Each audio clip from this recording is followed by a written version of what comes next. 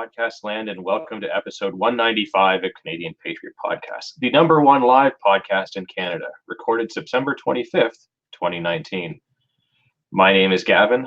I will be your Andrew this evening, despite the fact that Andrew is here, but I'm also currently under threat of confiscation of $16,000 worth of my private property. Thanks, Trudeau. Yeah, probably closer to 20.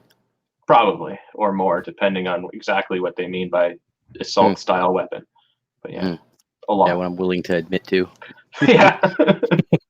I'm really tempted to make an innuendo about having an assault-style weapon for Trudeau, but I'm also afraid of what he'd do to me. Yeah, you like get swatted. You get swatted hard. Yeah, but that'll probably be a different type of swatting. I mean, at least it's on camera.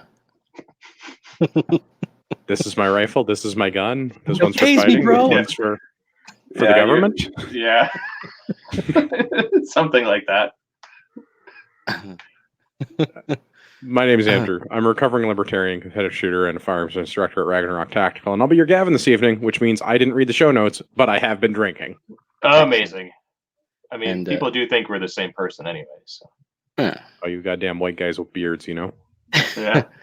I'm Dave, competitive shooter, reloader, match director, firearms advocate, and hunter, actually. It's coming up soon. Looking forward to it. Nice. We'd love to hear your feedback about the show. You can visit CanadianPatriotPodcast.com/feedback or email us feedback@CanadianPatriotPodcast.com and find the show on the internet, Stitcher, iTunes, YouTube, wherever fine podcasts are sold. Or less than fine ones, as the case may be. Yeah, you get what you get. It's free. Check the podcast out at Facebook.com/Canadian Patriot Podcast and Instagram.com/Canadian Patriot Podcast. Is this Gavin or Andrew now? Because we switched. I mean, I can read it, but it said Andrew when I scrolled past it. But we need your help to support the show. Visit patreon.com/CPP and become a Patreon today. All together now. I think everybody would want to listen to me do two reads at the beginning, but that's cool. You can get a better quality version of the show for just $1 per episode, and the more you pledge, the better the rewards are. I think if you pledge $2, Gavin will cartoonify you. He'll draw your picture as a cartoon. It's true, and I think I still owe one or two people some drawings. Don't worry, I will get to it. Show you're not a communist. Well, really, just show you're not a communist, but also buy a CPP t-shirt, $19.99 plus shipping and theft. If you go to the CanadianPatriotPodcast.com homepage and follow the link on the right, always going extremely to the right. Agreed. Now our favorite segment of the show, What Are We Drinking? And as always, What Are We Drinking is brought to us by the fine folks at Arrowhead Coffee. Arrowhead Coffee is owned and operated by Canadian Armed Forces veterans. They love our country, the true north, strong and free, their family and friends. Join Arrowhead Coffee on their hunt for the perfect brew to raise morale and bring that feeling of home to you, no matter where you are. A portion of all profits helps Canadian Armed Forces veterans, and their families. So, gentlemen, what are we drinking? Andrew? I'm drinking an Irish red homebrew that I made in my garage. It's delicious and tastes nothing like a potato. Excellent. I'm double fisting this evening. I got some batch cider and a little bit of Mick Ultra, keeping things lighthearted. Nice. You should just mix them all together and see how that tastes. I don't know if I have a glass big enough. They're both tallies. There you go. Well, I am drinking Howitzer whiskey and Coke Zero this evening. So I guess... That's an interesting choice. Mixing Talisker and Coke? No. Howitzer. Oh, Howitzer. Yeah, that sounds a lot less expensive than Talisker. Yeah, no, I much like Marty, I do not enjoy the Scotch all that much. Blasphemy. That's fine. You can drink all the Scotch. I'll drink all the bourbon. I should have had I was trying to decide what to drink earlier, and I was like, well, I got all this beer. I guess I'll drink beer. There's a bottle of perfectly good Scotch upstairs. That's it. This episode is over. Ooh, All right, start again in 20 minutes. Reset. Hit the reset button. We'll see you in 5. Yeah, I guess now is as good a time as any to transition into the news. So I guess tonight's story is all about JT and his blackface. Oh, he's given us lots to talk about tonight. We got Yeah. ammunition plenty. So I guess the first story broke somehow in Time magazine of all places instead of any Canadian news outlet. But it came out that Trudeau was at I guess this is a multi-part thing. So at the time, he says that he was at a costume party that had an Arabian Nights theme, which is why he is dressed up like Aladdin and in, I guess, technically brown face, although it's blackface because it's quite dark. He's dark as night. Yeah. And, he's seen in two photos, one with him in between two Sikh gentlemen that seem to be barely tolerating him. And then another photo where he seems to have his hand wrapped around some young lady's neck in a very creepy, weird fashion. A preemptive grope gate. Yeah. I mean, he is flirting with the line there. Oh, I mean, that's not the line. I mean, I'm pretty sure it's crossed. It's crossed. Let's be real, right? I would never touch a woman unless she's like my girlfriend, and even still, I don't know. Like that's consent is important, Dave. Yeah, exactly. It's out in public, that's kind of like you gotta. Ugh. Yeah. But I guess I mean, that's obviously not his wife, right? Were they together back then? Well, I don't know. I mean, this was when he was at a private school as a teacher, and this was one of their functions, a fundraiser, I believe. Probably a coworker. Back in 2001. So he would have been 29, 30 years old at the time. So not a punk ass kid, although he still kind of acts like one. Always has to have known better. Yeah. Like a grown ass man in his 2000s should probably know that blackface is not okay. Yeah. Are you sure you're not just judging it based on today's morality? I mean, yes, but I'm also trying to transport myself back to 2001, where I would have just graduated high school, or I guess a little ahead of that, I would have been in university. And I'm pretty sure as like a 20-ish year old man that had just started school and wasn't a teacher at a school, a progressive school nonetheless, that I knew then that blackface was bad. And yeah, see, I'm pretty sure that we've looked down upon blackface for literally decades, if not like half a century or more. Yeah, I mean, especially in Canada. Yeah, and like if you're a teacher at a progressive school, you think you would be ahead of that like learning curve, if you will, that where you realize that these things are bad ahead of, say, other segments of the population. Especially being an interesting theory. I mean, especially as virtue signaling and as he is. I mean, well, yeah. I mean, that's the part that's, kind of strange about the whole thing is that you've got this guy that is supposed to be, for the immigrants and the minorities and the ladies and the this and the that and every special interest minority group out there. But then, in his private time where he doesn't think people are watching, despite the fact that he's posing for photos, he dresses like a complete moron. I mean, this picture, I think one of the reasons why it's so great is he like literally breaks every single one of his made up rules in like one photo. You know what I mean? Yeah. It's just glorious as far as torpedoing himself, shooting himself in the foot, however you want to put it, for his campaign chances and whatnot. He instantly fell, I think about 5% in the polls this week. Oh, yeah. Down to about 31, 32-ish right now and falling, hopefully. Yeah, I mean, it's pretty terrible. There's more to it, but I guess that kind of came out later, so I'd kind of like to keep it in chronological order because it just gets progressively stranger and also more hilarious. The dumpster fire grows. Yeah, it's kind of like the whole ball waxing thing all over again, but Trudeau in blackface with more or less wax. But anyways, I guess after this event comes out, he does this press conference from inside of his airplane where he, profusely apologizes and says that he's going to take responsibility, yet somehow never really does. Everyone's asking him, are you going to step down? And he just keeps saying that he's really, really, really sorry and that it was racist and dumb and that he's pissed off at himself.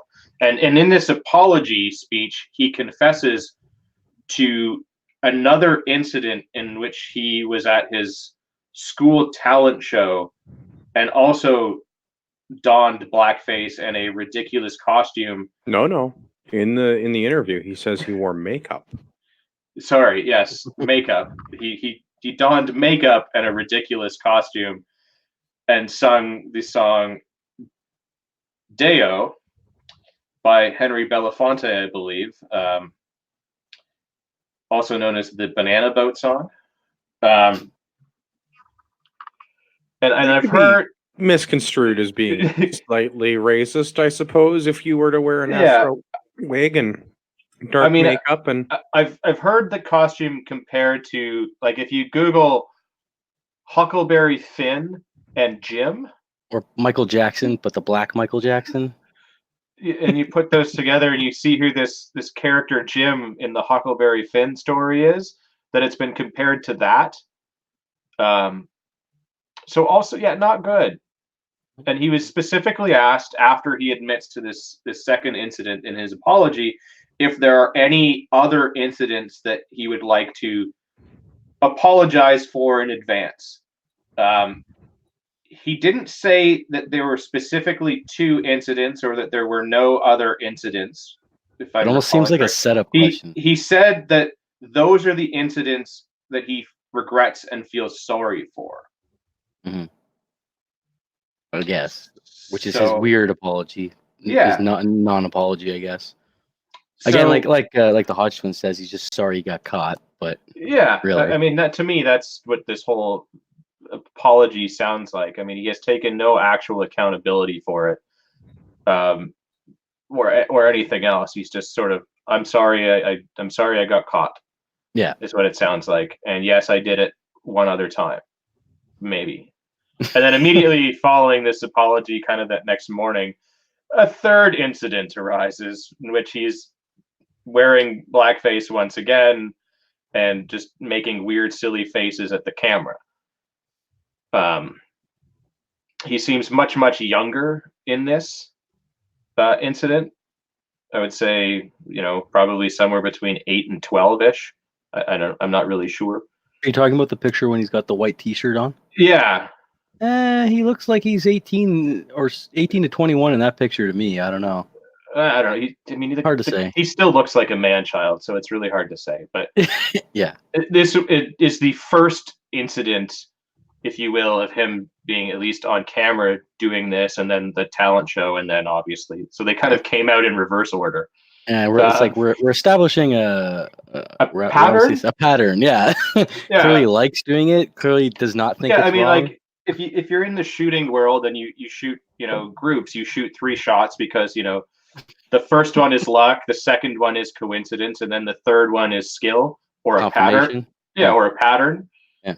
So if he's done it once, he's an idiot. If he's done it twice, is he a moron? And if he's done it 3 times, what does that make him? Racist? Prime Minister. Yeah, I guess maybe that's the Liberal Party. Let's be clear. That's why none of us have become prime ministers, because we haven't done enough blackface. Pretty much. And I guess following that, then he has another press conference where he profusely apologizes once again and says that he's taking responsibility for it. And again, how is he taking responsibility for it? Because all he's doing is just saying, I'm sorry. He's not stepping down. He's not doing anything to really hold himself accountable for it. He's just saying that, yeah, I was an idiot. And apparently his privilege of growing up rich has shielded him from the fact that blackface was bad. So he didn't know this until he was a grown-ass man in his late 20s or early 30s in 2001.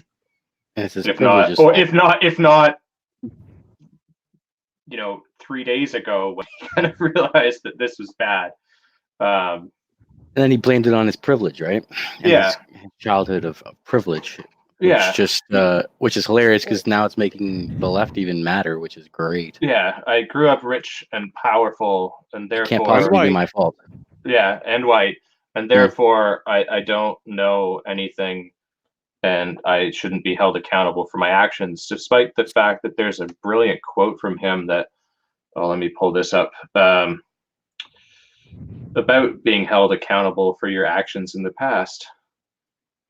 Here we go. So in 2018, Trudeau said to the CBC News, "There is no context in which someone doesn't have responsibility for the things they've done in the past." So allow me to contrast something else that's been in the news recently. Andrew Scheer has been receiving more attention than usual for some of his conservative candidates in assorted ridings. He said something also to the CBC. As long as someone takes responsibility for what they've said and addresses the fact that in 2019 some things may have been said in the past that are inappropriate today, that if anything that they've ever said in the past caused any type of hurt or disrespect to any one community or another, and have apologized for that, I accept that. So, how do you feel Scheer versus Trudeau, and when Scheer is saying if you've done something in the past that caused a problem, as long as you apologize for it, all is forgiven? Well, I mean, not so much apologize for it, but learn from it. You don't do that thing anymore, I guess, so to speak. Or don't be sorry that you're caught. Be sorry for what you actually did. Yeah, and have shown that you're willing to change and demonstrate that change, not continue to do the same thing 3 times over. And blame stupid shit like your upbringing as to why you dress like that. So, I think what Andrew's getting at here is that it seems that the Liberals are taking the Scheer approach to things when they're talking about Trudeau, but when Scheer himself is in that same situation, they do not apply that same thing because they have been hammering him in the media as of late for his comments comparing gay marriage to dogs and a tail. Which I still feel is taking out of context, because I think the quote is something more to the effect I don't remember of, the quote what's next? We start allowing people to marry their dog. Yes. But, well, it was, I think, when you see the meme that's going around, and I understand that memes are kind of oversimplified images and words to get a point across, but the meme specifically says he called gay people dogs. And which he didn't. That's where it's he compared gay marriage, like in the legal sense of the word, or I guess biblical sense of the word as it was then, in order to, if you have 2 dogs or something, or and a tail, or how many legs does 2 dogs and a something stupid? I was never very good at converting into Fahrenheit. Yeah, but he certainly didn't call gay people dogs. He used an analogy to describe something as what he believed at the time, and maybe still does, is unnatural. As many other, including Liberal MPs at the time, believed, and their voting record shows that they supported this views, while maybe not as publicly as he did, but still supported it nonetheless because they voted against gay marriage. And some of these Liberal MPs are still in power and running in the current election, but nobody on the left is questioning them and their behavior at that time. Just Scheer, because he's the one that got up and spoke aloud about it and maybe said what everybody in the room at the time was thinking. Even though he's already, I'm pretty sure, admitted that, it's wrong and he doesn't believe that anymore. And, that's what you want to hear, right? Doesn't believe that anymore. He's learned from it. He knows it was wrong and he's moved on. That's generally how most normal people move about in society. Yeah, but it's definitely an interesting compare and contrast between the left and the right when both of them are being, held to a higher standard based on today's standards. Well, again, I feel like this is not this whole today context thing, and I know that's in one of the articles. I think it was on Global News, maybe, where they were or I think it was, I don't know, one of them they were talking about, one of the articles that's in the show notes was talking about the today's reality versus what was in the past. And again, I don't feel like at any point, as long as Justin Trudeau has been alive, that it was socially acceptable in Canada to walk around wearing blackface. I don't feel like that's and maybe I'm not old enough to remember a time where it was, or maybe I missed a memo and at some point it became not acceptable, but I don't remember there ever being a time where where No, blackface was an acceptable costume. I don't remember ever seeing it in all the Halloween parties I ever been to as a child, as an adolescent, as a teenager, as an adult. That was never a thing. Yeah. No one ever dressed like that. No. I mean, and and if for anyone that does truly believe that this is just makeup and it's okay, and that people are just being too sensitive, I highly recommend that you and a friend go to like Toronto, specifically like on Halloween or something. Well, no, like just a regular day, like just like next Tuesday, like and go to like Jane and Finch or Rexdale or just going to a party, bro. Scarborough, like one of these areas in blackface and walk around and see what happens. Like if you think that this is okay behavior in today's world, do that and get your friend to film it and send it to the show. I'd really love to see that. We could have a whole show on it. Dissect every moment. We'll see how okay this really is in this day and age, right? It's not. Don't do that. It's stupid. Disclaimer, we're just kidding. Yeah. Sarcasm.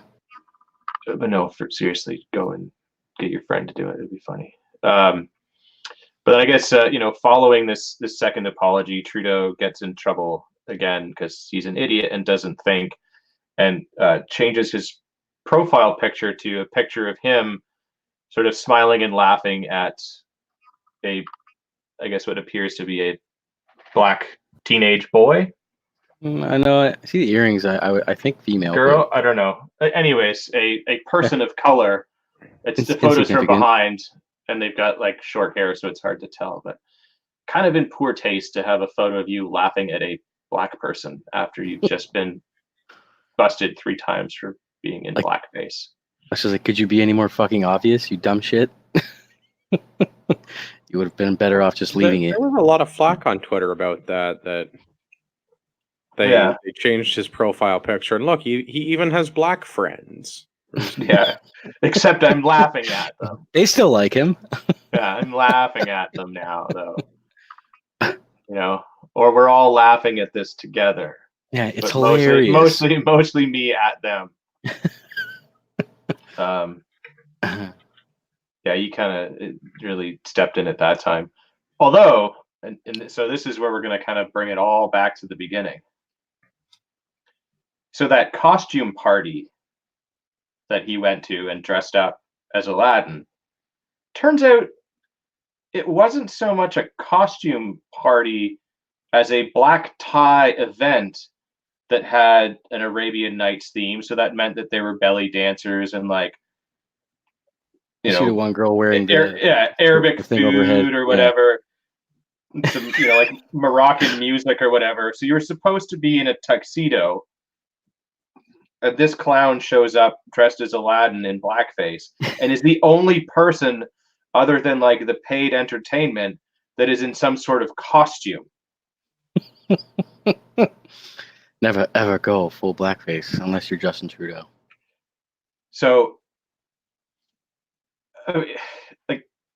he's trying to play it off that it was a costume party and maybe he just kind of went a little bit overboard when it's not a costume party at all. Like, black tie is a very specific type of formal wear. Well, the thing is now is like you get to pick. You get the lesser of two evils to pick from here. Either you're a fucking idiot, and you're a racist and you like dressing this way, or you're too dumb and naive to realize that a black tie event means a black tie event and not. Well, but see, I mean, and this is where his privilege plays into this again. If he's so privileged that he lived in this ivory tower of special treatment and fancy parties, of all people, he should know what black tie means because he's had to go to those events and his father and mother had to go to those events since he was a child. Yeah, he of all people should know how to act and how to dress at these events because his privilege is what led him to attend these events. So I mean, clearly he's just an idiot. Yeah. I mean, like I said, either way, it doesn't matter which avenue you want to choose. It still proves why you're just an absolutely terrible prime minister and you should have never been in power to begin with. because you're a child or you're an idiot and you don't care. Like you're fake. Everything that you believed in and been preaching is complete and total bullshit. Well, I don't know. Does anyone else have anything to say about Trudeau and his stupidity and his blackface? I just think it's fantastic. I couldn't be more happier the way this week's played out. Other than what happened after this, kind of leads into our next stuff. Well, I mean, to try and change the channel. There's one more incident with Trudeau that has surfaced in terms of funny photos. Now, personally, I don't think there's anything wrong with this photo, but he's standing there with his fly undone and his pants down. Yeah, so I'm uncomfortable seeing that. So I guess at some point in his younger days, he signed up for this Button Your Fly speed race finalists kind of thing, where him and Rob Clarkson and Peter Moffat were, I guess, all competing. So yeah, there's a photo of a young Trudeau in a plaid shirt and jeans. So the Canadian tuxedo, sitting there with his pants completely undone. So yeah, there's nothing really, He does look young in this photo though. Wrong about it per se, in that he's not in blackface at the time. However, it's not a very becoming photo of him, and it's just hilarious and just adds a little bit of salt to the wound over the whole blackface thing. I mean, and I figured our listeners would enjoy the hilarity of Trudeau standing there with his pants undone, quite literally. Quite literally, I know, it's kind of fitting. Yeah, quite fitting.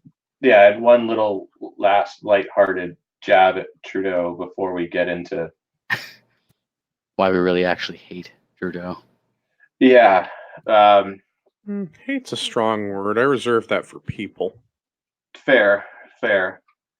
I mean, what word would you use then? Despise? Yeah. Detest? I don't like him. I wouldn't go so far as to say that I hate him. I hate everything about him. I mean, I hate him for the fact that he's in power and everything. Like I said, this week is finally some serious proof, but everything that he's been preaching and virtue signaling about for the past 4 years is complete and absolute utter bullshit. It just... That's literally why we started doing this show, though. Yeah, it's true. We would have we wouldn't have come together in this platform if it weren't for him, I guess. Yeah. Although, just to respond to some of the YouTube comments here, yes, we are fully aware of Schwarzpete, and maybe at Christmas time, Trudeau will dress up as him. It will be another occasion for him to don the blackface and a silly costume and prance around. Mm-hmm. So that would be quite enjoyable, I would think. Hopefully it's when he's out of office. Well, once he's out of office, he can do whatever he wants. But I guess time will tell. But yes, he after all of this, I guess, as a way to detract everybody from the whole blackface incidents,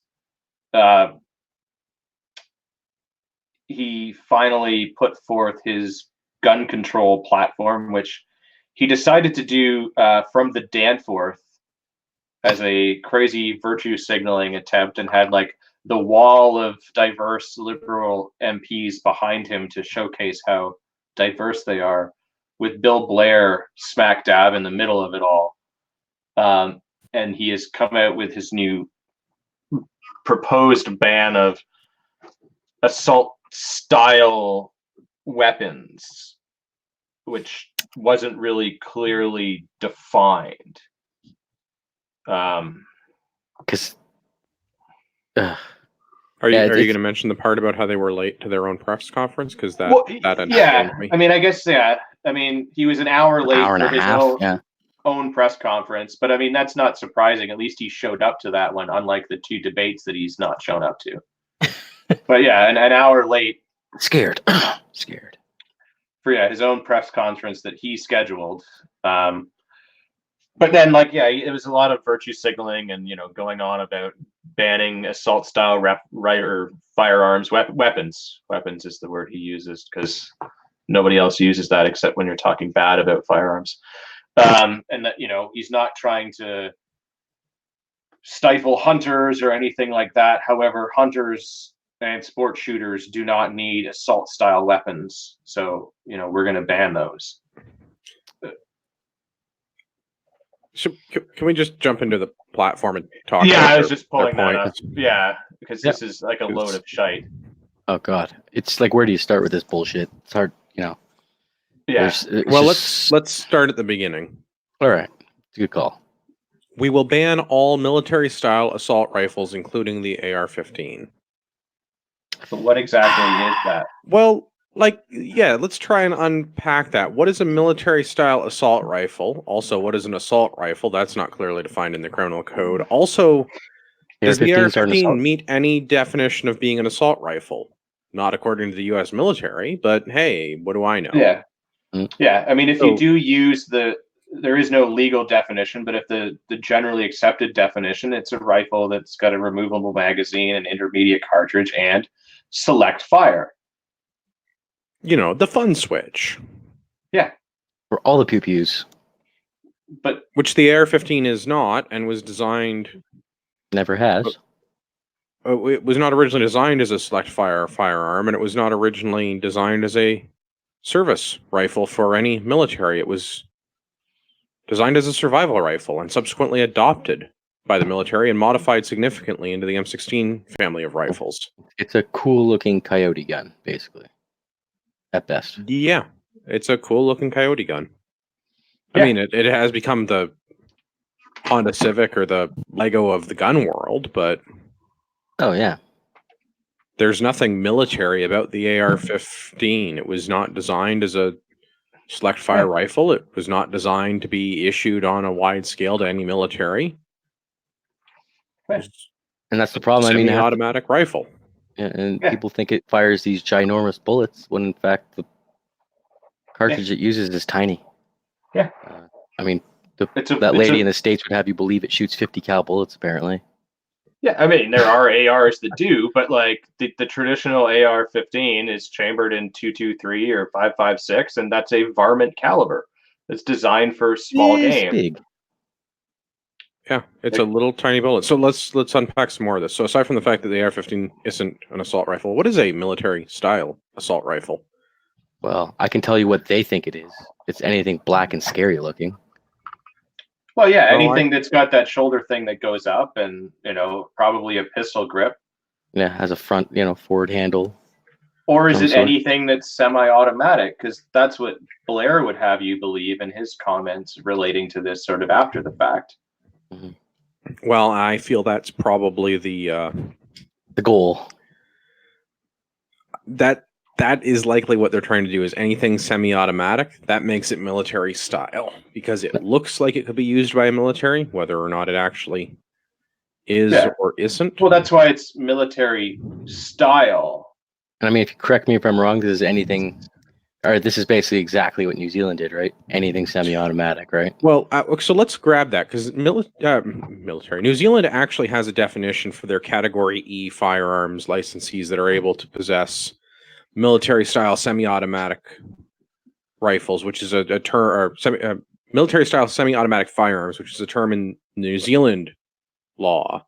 So MSSAs in New Zealand have to meet a set of criteria: a folding or telescopic butt, a magazine that holds or is detachable and has the appearance of holding more than 15 cartridges,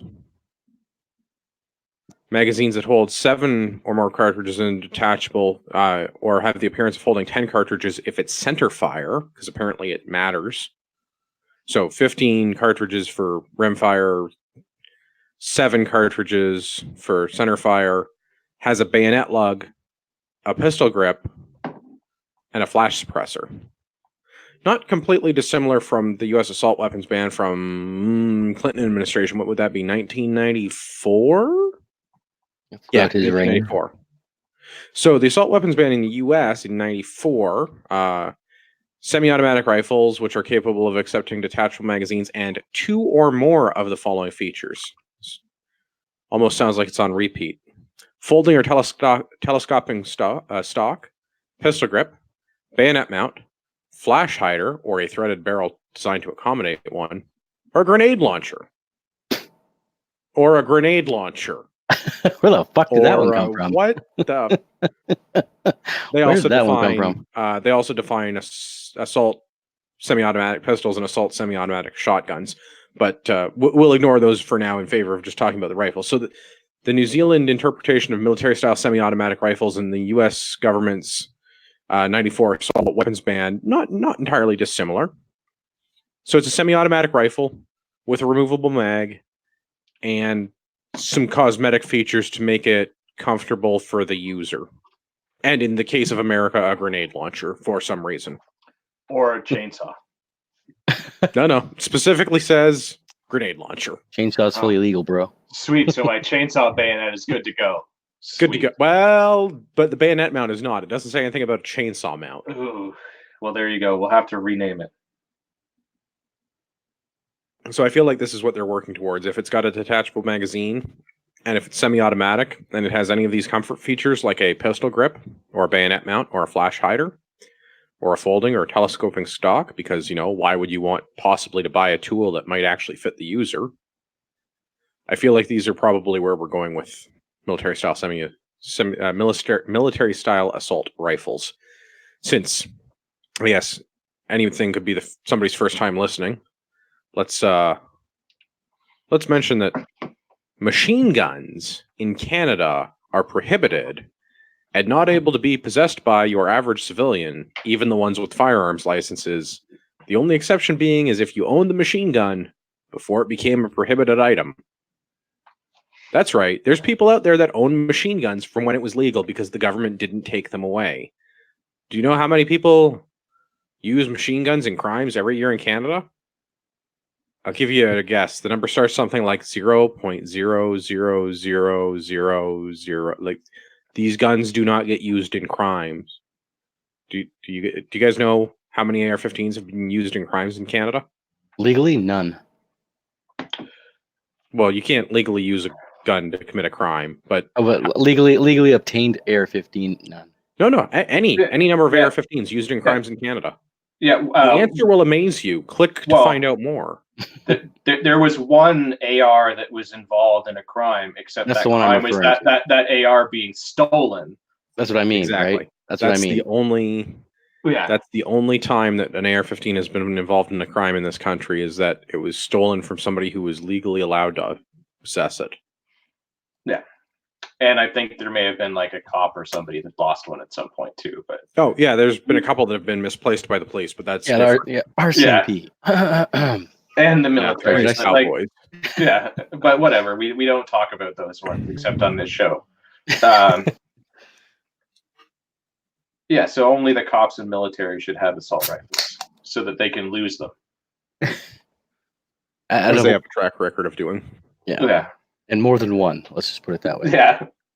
Which, contrary to that, the average civilian owner of a assault-style weapon has a pretty good track record of not losing them, or using them for any purpose other than lawful sporting purposes. And will go to jail a lot longer than those RCMP officers did, i.e. they didn't go to jail at all for losing their rifles. So let's move on to one of their other platform points. We will work with the provinces and territories to give municipalities the ability to further restrict or ban handguns. I don't even understand. This is federal jurisdiction. Municipalities don't get a say. You even law, bro? Yeah, like, do you even understand what you're proposing? Yeah. I don't think you thought this one out when you wrote it last night. Provinces and territories to give municipalities, like, this is a federal law, folks. Yeah, it doesn't work that way.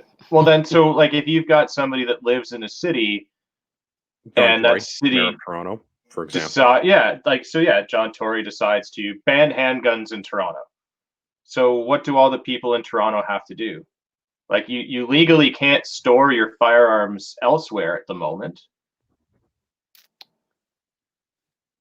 I would like them to see them take them away from people who illegally possess and transport them. Yeah. Criminals. Yeah, so if they're going to ban them, that's fine. Go after once they've got all of the criminals illegally owned firearms, then they can come after the law-abiding people. But start with the criminals first and see how that goes. Ask nicely. I'm sure they're just hand them over. Yeah. That segues nicely into the next one. So that we will protect the rights of law-abiding hunters and pledge not to bring back the long gun registry. Hunters do not use or need assault weapons, which... Let's go back to the AR-15 thing for a second. I know some folks that are old enough to have gopher hunted in Ontario with AR-15s when they were not restricted. Well, so what about an AR-10? I mean, it's 5 ARs less dangerous than the AR-15, so that's why you can hunt with it. Or are you sure it's not like golf? The lower number is bigger, like better? No. It's totally fine. It's 5 ARs less dangerous. Okay, that makes sense. That's why it's a non-restricted item. Yeah. Size doesn't matter, right? I have it right beside me right now. I should show you guys. We'll see who can tell the difference. I can tell the difference. I can always tell the difference.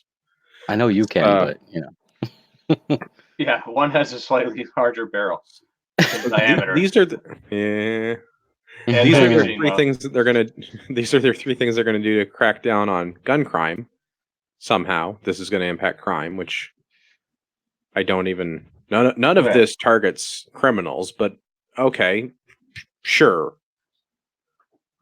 Let's take that as that we believe what the government is saying. Also, we probably haven't reminded everybody. Not only is taxation theft, the scariest words in the English language sound like "I'm from the government and I'm here to help." Yeah, ask all those people in FEMA camps how well that went.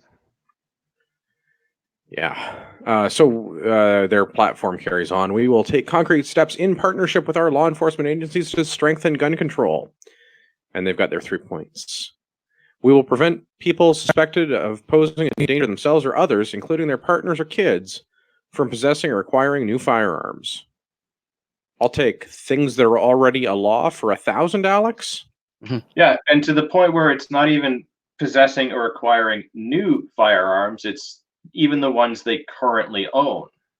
Yeah, as a licensed firearms owner, literally anyone can call the RCMP and complain, and I may have my firearms taken away from me as a result of that complaint. Yeah. Present and past conjugal partners. FYI.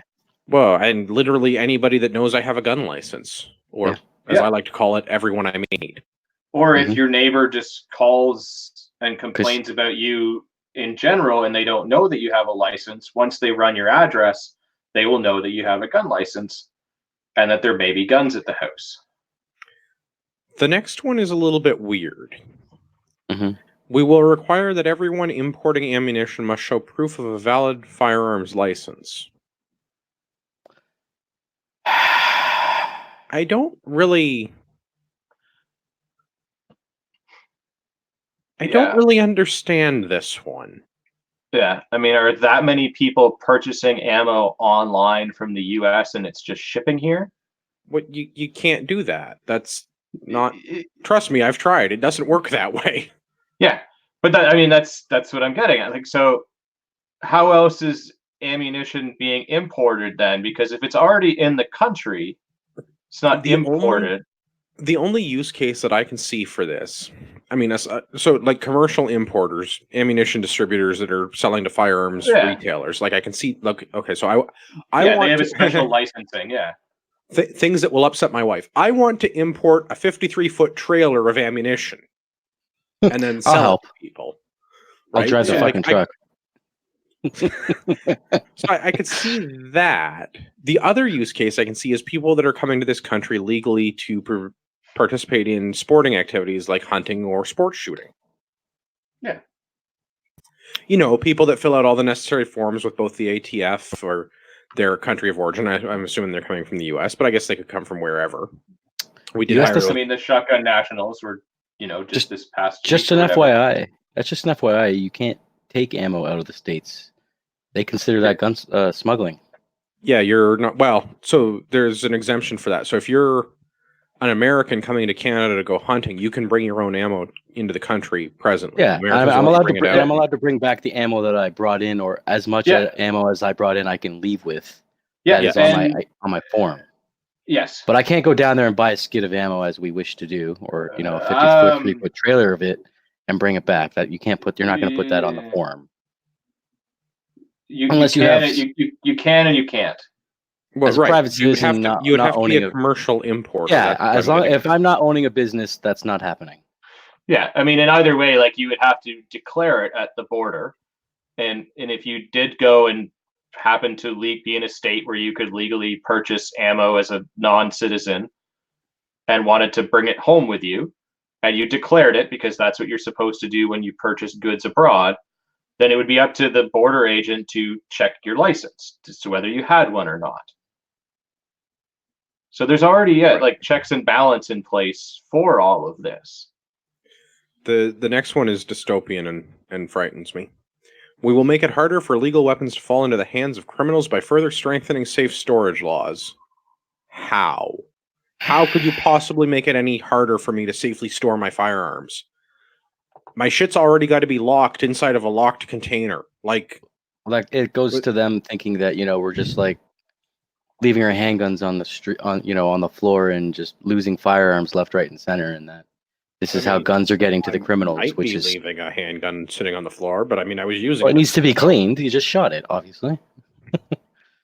But I mean, like I said, it's just again blaming the law-abiding citizens because somehow we're the ones giving all the guns to the criminals. I mean, like the guns do get stolen from legal firearms owners, but not nearly at the rate that they think or say. Yeah, not at the rate that they're being illegally imported into this country, or that they're. Yeah. I mean, I don't know what the number is, and I would have to do some interning to figure this out. But I feel like the rate of theft from your average, otherwise law-abiding firearms owner is roughly the same loss rate as from the police and military. I would say that it's lower. Probably. I mean, just look at the RCMP. Because people will the cops are losing them every day. Leaving them on the hood of their civilians car aren't really doing that. I'm sure there's some idiot somewhere that's like left his handgun somewhere, but by and large, I would imagine because of all of the stuff involved with it, you wouldn't do that. So we can't really lose them anywhere. Like we can't go hunting with it, set it down, and walk away from it, and then go, shit, where did I leave that? Because restricted item. If it's a shotgun or something, then absolutely. But then also, I don't leave my $4,000 rifle lying around. Just saying, I don't know. Yeah, it doesn't. Right. When I'm doing service rifle, that fucking rifle does not leave my sight. I would say that not that this is a large number, but in my opinion, that any of these items that are stolen is not actually stolen from individuals, but more likely stolen from businesses, because people know that those guns are there. Yeah, and I mean, it happens that people's houses get robbed and guns get stolen, but not at the rate that criminals will break into stores and steal guns, or not. You just prove the point of why central storage is a terrible fucking idea. It's negligible. I would say is that the number of guns that are stolen from individuals is negligible. So let's look at some more Weasley language because I enjoy this. So we need to blame Stephen Harper again. Well, in promoting their track record of success. Over the last 4 years, our government took strong action to reduce gun violence. Here's how. 3 points. We reversed the gun laws introduced by Stephen Harper, because he's the devil, that made it easier to purchase and transfer a weapon. That's because why would we want to ease up? That's not true. Yeah, no. This is strictly a. Nothing have you bought a gun now versus 4 years ago? Is it any easier for you guys? Because I went through the same process I always have to go through of showing my pal or having somebody send my information to the RCMP to get the transfer, and it wasn't any easier or more difficult. It's exactly the same. It's exactly the same. Mm-hmm. We started requiring firearms retailers to conduct more extensive background checks. Wait, what? Retailers don't do background checks. The government does. Yeah, this is every single America, bro. Day. Yeah. Every day. We're, as a law-abiding licensed firearms owner, we are not only among Canada's statistically safest and least likely segment of society to commit a crime, we're also required to submit to continuous eligibility screening, which means my name gets run through a system every day to make sure that I haven't become a criminal or charged or am having any complaints against me in any legal systems anywhere in this country. Because if I do, The local constabulary will come and confiscate my firearms until that legal issue is resolved. And it doesn't matter whether it's a DUI or drunken and disorderly. It doesn't matter. So as long as I continue to be among Canada's safest, most law-abiding segment of society, I get a daily background check, but it's not done when I purchase a firearm from a retailer. It's done every goddamn day by the RCMP. Yeah. Who the Liberal government has decided is the authority on all of this stuff. So if the people that they decide are the authority on this stuff aren't good enough, who is? Apparently firearms retailers, because they're going to be they're now conducting more extensive background checks. I guess, yeah.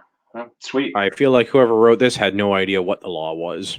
Like I said from the very beginning, it's like they wrote this the night before. It's like, okay, we got to write up as many rules as we can that sound as good as boys, possible to the get everybody PM away. was wearing blackface again. What do we do to get him out of it? Yeah, exactly. I know, ban guns. Exactly. Yeah, that and this last comment here on this, or no, sorry, there's the 330 million.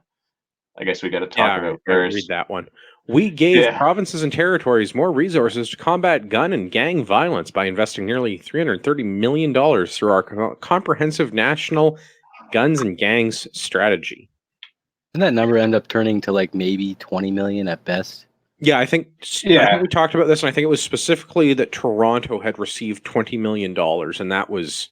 And like the province of Ontario got $20 million? Yeah, the Ontario government, I think, gave more money to Toronto than the federal government has as far as fighting gangs and crimes and gun violence. Yeah, so they've set all this money aside, at least in theory, because no one's actually seen it. But then they haven't done anything with it. I mean, they're probably keeping it in like it's going to go into like Trudeau's second trust fund or pay off like 90% of it's still sitting in the bank account unused. Yeah, they obviously didn't give it to the guy with the blackface photos because, those surfaced. But, they're going to do something with it eventually. But, like, if you're going to say that you've given this money, give the money. Like, otherwise you're just puffing up your chest. Like, at least do a liberal thing and just throw it at the problem. You know what I mean? Throw it at the at the border security. Like, here's 300 million. I don't care what you do with it. We did something about gun crime. There you go. Well, that would have been better than what they did, and that's nothing. Well, I mean, if you watch the interviews on the TV and stuff with Blair that came out sort of the evening of this announcement, he said that they've done things to beef up border security and this and that. And like, bullshit. You've done fuck all with that. You haven't done nothing. Not a single thing. I did some quick interning. The numbers for Ontario in 2017, they received $11 million worth of funding. Earlier this year, the federal government committed to another $54 million over the next 5 years, and the government of Ontario has contributed almost $17 million to the same program. So far, half of the money that's actually been received for the program in Ontario has come from the province of Ontario. Dougie. And 54 million technically has like 54 million sounds nice, but they haven't actually got any of that from what you just said, right? Yeah, they haven't gotten it yet, and it's 54 million over 5 years. Remember that they've received $11 million in the first 2 years. So basically, the end of their 4-year term is up because government has been dissolved, and we're just waiting for the election. So this 330 government is best government. Yeah, so $330 million are saying that they have spent. Hasn't actually been spent. Well, unless there was a lot of other provinces that got a lot of other money and didn't report it. Which I doubt. Looking at you, Quebec. Yeah. They probably did, but it wasn't this money. It was other money. It was poutine money. Again, like I said, where did the 323 million of it go?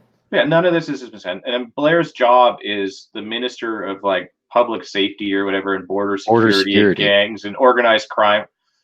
In any of this, where have they gone after any of those things? No, they've just gone after legal, law-abiding gun owners. That's who they've targeted. So he may as well be the minister of our pals or whatever it is, because that's the only thing he's focused on is people with friggin' gun license and not what he's actually supposed to be doing. I mean, we have a massive drug problem in this country, and guess where that's all coming in? Like, it's not being manufactured here. It's being sent across the border somehow illegally. Same with all of these guns that all these gangbangers are getting. Like, yeah, some of them are stolen, but that number is insignificant. A certain other percentage of them are manufactured here, like in Quebec, probably with this $330 million as some sort of like job benefits thing. But like the vast majority of the guns used in crimes, they're coming from the US or other places that are smuggled in. So he's utterly failed at his job on the Minister of Border Security. And he's using the law-abiding citizens as a scapegoat for this. And I just don't understand why people don't see it or why people keep ignoring it. Yeah, it's such an issue, and they're so scared. I mean, he says, why don't you care? I mean, his own words, he says that, they were thinking about a handgun ban, but after the dog and pony show that he did across the country talking to legal law-abiding gun owners and sport shooters, that handgun owners are responsible, and that's why they are not having about it. Yeah, and that's why we're not going to ban handguns. I could say that almost every handgun owner is an AR-15 owner. Yeah. So if we're responsible enough to own a handgun, why are we not responsible enough to use a rifle when statistically it's shown that crimes are committed more often than not with handguns, illegal handguns in the hands of illegal owners, mind you, but handguns, not rifles. So this doubly doesn't do any good because the thing that they're trying to ban isn't even the thing that's used in crime, and it's not even being owned by the people that commit. So the whole thing is a farce. It's absolute bullshit from top to bottom, right? Wait, something that the government is doing is a farce? Yeah. This government? Yeah. Shocking. No. Mm-hmm. I know. Mm-hmm. No, from top to bottom. I mean, like I said, the AR-15 just, it sounds good when you say we're banning the AR-15. Yeah, because the liberals are putting their stamp on that. What we're doing. Yeah, and it's. I mean, this quote at the bottom here, where it's like Andrew Scheer's policy on guns was written by the gun lobby. He has an agenda that will make it easier for criminals to get their hands on assault rifles. Will he though? Does it? That's absolute bullshit. Like, C-75 reduces the penalty for people that are using these things illegally and trading them illegally. The fact that whenever they catch anyone that's using one of these or buying or selling it illegally, that they get a lesser penalty than you or I for forgetting a freaking magic piece of paper at home when we go to engage in a lawful activity with them is absolutely ridiculous and insulting. And they're usually out on bail within 48 hours. And honestly, if the gun lobby had written Scheer's platform, it would be a hell of a lot better than it is. It's a start. I'll give it that. It's a better start than any. But I mean, if we were gonna write the platform, there wouldn't be any restricted firearms. There wouldn't be prohibited firearms. So, like, don't make shit up. Thermonuclear devices for everyone. Exactly. Mutually assured. Recreational nukes, man. It's a thing. Yeah. 0.1 of a kiloton. Get yours today. Yeah. Absolutely. I mean, either you're responsible or you're not. Like, government can't regulate responsible people. So you're going to obey the law or you're not. And if you're not, then there's nothing you can do to stop it, as we already see, because there are people that have handguns that are already considered prohibited in this country and they own them illegally. So it's like double secret prohibition, like, and somehow they're still getting ammunition for it, which is controlled because, contrary to Trudeau's beliefs, you have to show a license and they log it in a book when you buy ammo. Same license that you need to buy all your firearms. So all of these checks and balances are in place for law-abiding citizens, but somehow gun owners are still getting illegal guns and illegal ammo and everything else, and then going and murdering people with them, usually one another. But we're the problem. I mean, I say the government's the problem, but I've been saying that for years. I used to think that the problem was that the government and libertarianism would fix that. Now I realize that the problem is actually not the government, but the people in the government, and we should have different people in the government. People like us. Agreed. We the people. CPP for PM. No, I don't. I mean, for starters, we should probably dissolve Confederation because it's a confederation of convenience, and we're not a serious country, and a lot of that has to do with how we were founded. It also has a lot to do with the fact that Quebec gets to take a lot of my money. Well, yeah. Yeah. But in having read through the conservative platform, I don't see anything terribly different. The conservatives continue to be milquetoast and boring as ever. Cracking down on gangs. Oof, how dare they? That's Tougher that's sentences. good. Not sure what that's going to mean, but they're going to take action to make it easier for police to target gang members. Okay, so maybe we're bringing back carding? I don't know. But I mean, yeah, as vague as that is, at least it's saying they're going to try to focus on the real problem. Yeah, like I said, it doesn't mention me, which is the best thing we can hear, really, at this point. So we're going to end automatic bail hearing for gang members. I'm not sure how we're going to identify gang members, but okay, sure, let's take that at face value. Identifying gangs easy, in the they've got code. tattoos.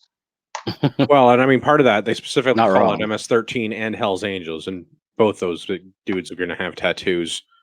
Some of them are going to be tasteful and say mom, and some of them are going to be on their face, but you know, whichever. Whatever. Yeah. Revoking parole for gang members, tougher sentences for ordering gang crime, new sentences for violent gang crimes. I mean, okay, a lot of this sounds like existing laws that we already have. Like, it's illegal to conspire to murder people, so ordering gang crimes like murder, I mean, it's illegal to conspire to sell narcotics. Like these, we already have laws for this. But okay, sure, double plus on good it is. Fine. I mean, I just think simple stuff like that they want to do that makes sense that are not happening, like guys getting out on bail same day, repeat offenders especially. Like, holy shit, why are repeat offenders allowed to be out on bail? Like, it's happened time and time again. High rates of recidivism, like the people that are at risk of recidivism, should not be left out. You've already proved it. You're a bad boy. Like, stay in jail for a while now until your court's done, at least, and proven innocent, because you're already proven guilty, really. Well, but not even like repeat offenders. Depending on the severity of the offense, you shouldn't be allowed out on bail either. Yeah. Well, the only thing I worry about that is at what point is the severity of the offense like lawfully or at least peacefully owning property? Yeah. Because this is all going to get turned around on us at some point. Well, yeah, it'll be a guy that's trying to defend his property, but because there was a firearm involved, now he has to stay in jail. No, I mean, like, if the conservatives get in and implement this policy, the next time the liberals are going to get in, we're going to be identified as a gang because we all wear multicam and own guns. I mean, they're not wrong, but yeah, we also multicam gang for life, yo. Yeah, we are the good guys. Yeah, we also don't profit from that. So speak for yourselves. I got a check coming. Yep. Yeah, that's a registered business, though. There's the taxes paid on that, so it's not a gang. Who are you going to run to? Legend. The guys wearing blue and red at Jane and Finch? You're going to run to the guys wearing multicam in a gunfight? Well, that depends. Which ones are shooting at me? Are you wearing red and blue? Yeah. Well, red or blue, I should say. I'll certainly be wearing blue on October. Yeah, that blue's fine. Yeah, I can get behind that. Yeah. I mean, I don't know what Biggie would say, but I can get behind that. I don't know. Yeah. Something about pimping ain't easy, or... But he's not wrong. Well, true, it's a lot of work, a lot of man hours, late nights. Yeah. Well, yeah, I think we've proven our point that this liberal plan for fighting guns and gangs is complete hogwash and bullshit, to put it lightly. Yeah. I mean, it's absolute nonsense and bullshit from top to bottom. And there's already a law in place. Yeah, I've certainly been engaged in many ridiculous, stupid online debate with people that just can't listen to logic or reason. Mm-hmm. And it's frustrating, but I mean, I will continue to do it because I don't want to say that I at least didn't. Well, even try, if you change one, but... if you change one mind, right, it's worth it. I don't argue with people on the internet any longer. If you want to debate me, I do a podcast. I have yet to turn down any guests, although I have had a couple of people that they will not come back. So I'm putting that as a W on the board. Yeah, but I mean, that's on them, not on you. Well, that's what I mean. Like, I'm not going to debate people that want to be keyboard warriors on the internet. If you want to come and debate me intelligently and have a conversation, then I have a platform. We're on YouTube. Send us an email. I'll make time to get you on the show. Yeah, I try and avoid that as much as possible. I try to tell people, if you want to talk about it, private message me. I'm not going to do it on this message board. Like, let's talk legit. You don't need to try and pump your chest out and make. I don't know. I don't talk about this stuff on social media anymore because I post what I post for myself and for the entertainment and enjoyment of my friends. If you don't like what I do, then tough. I don't like a lot of things a lot of people do, but I don't threaten to use the force of the state to make them conform to what I want. Yeah, I guess I'm just more masochistic than either of you two. No, I'm honestly just tired of arguing with idiots on the internet. That's why we do this. I can talk to you guys. It's much better content. We have listeners that for some reason not only listen, but give us money. Thank you to all of our Patreons, by the way. Yeah, and to the 8 people watching live right now. Yeah, we love you. And not at our regular time and location. Yeah. True. Yeah. And I mean, like Wednesday night. Yeah. I mean, it's at least 5 people that aren't our mom watching, so that's good. Speak for yourself. Hi, Mom. Well, yeah, but like if there's 8 people, like that's 3 moms. So that's at least 5 people that are not our moms that are watching, which is awesome. Well, in the words of one of the greatest bands of all time, the Beards, if your dad doesn't have a beard, you've got 2 mums. It's true. That's true. Well, I guess we should close out this episode of the show then, huh? Unless anyone else has anything else to say. No, I'm actually looking forward to I just want the election to come because it is getting stressful. Well, not stressful, but I'm just getting tired of everybody arguing that are supposedly friends on Facebook chats and stuff like that, and it's just I'm trying to keep an open mind and keep everybody informed that has questions. But everyone that wants to take away guns in this country is actively trying to put me out of business, and that prevents me from being able to feed my family. Yeah, if you don't like what I do, that's tough. I don't like a lot of things a lot of people do. I don't believe in a lot of this nonsense. I don't believe in this multiple genders thing. I don't think that we need to have this overly politically correct society. I don't want the government to take 40% of my wage and redistribute it to people that are unwilling to work. There's a lot of things I don't agree with. But I've never once said, you know what would fix this problem? More government. The authority of the state pointing a gun at somebody's head and ordering them to do it or put them in jail or kill them. Yeah.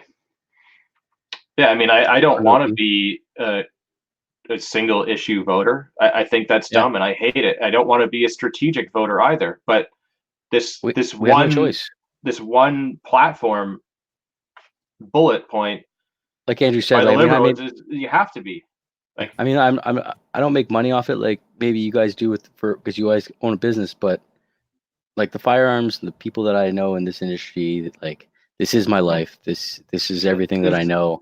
Gun that I people hold are dear. The best people. They are. They really are. It has made my life so much better.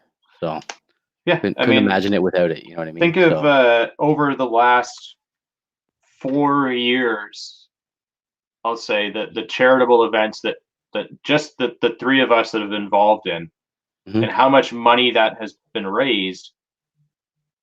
So we did like $7,000 on our charity podcaster shoot, and then there was another 7 the next year.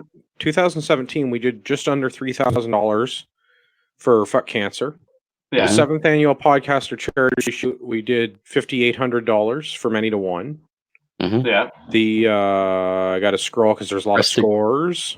Oh, it was the Restigouche Breakfast Club. I think they were donating to was $7 something. $7,000, and then this year they did $10,000 plus our 2 other cancer shoots. The 2016 cancer shoot was $3,500. The 2017 cancer shoot was almost $3,000. Like Talking tens of thousands of dollars. Just us alone, this one podcast has raised over $10,000 for charity. Not all the other podcasts that we've worked with, not all the other events that we've attended.